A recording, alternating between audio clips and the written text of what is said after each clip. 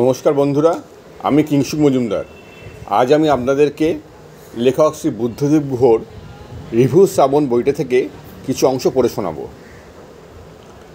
আমরা তো বক নই, আমাদের ডানা তাই দেখা যায় না।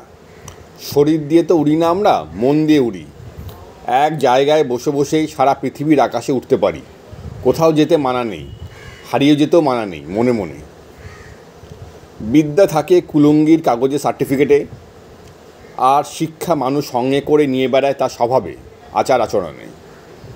বই পড়ে বিদ্যান অনেকেই হতে পারেন। পণ্ডিত মশাই অথবা স্কুল কলেজ বিদ্যে ধার দিতে পারে, কিন্তু শিক্ষাটাকে ভেতর থেকে গড়ে নিতে হয়। পৃথিবীর কোনো স্কুলই সব শেখাতে পারে না। বাইরের আলো হওয়ার মতো প্রত্যেক মানুষের মনের মধ্যেও অন্য এক রকমের আলো হওয়ার ব্যাপার থাকে, দম নেওয়ার। মানুষদেরই হয়তো থাকে, অন্য জীবদের হয়তো নয়। সেই দমে টান পড়লে শুধু বাইরের আলো হাওয়া নিয়ে একজন মানুষের পক্ষে বেঁচে থাকা সম্ভব হয় না, সেই মানুষ যদি সত্যিকারে মানুষ হয়। বিদ্যা যদি মানুষকে বিনয়ী না করল, তা সে বিদ্যার প্রয়োজন কি? পথ কি পথেই শেষ হয়? কোনো পথে কি শেষ হয়?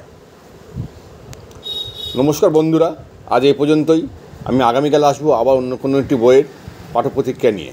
ভালো থাকবেন সবাই, নমস্কার।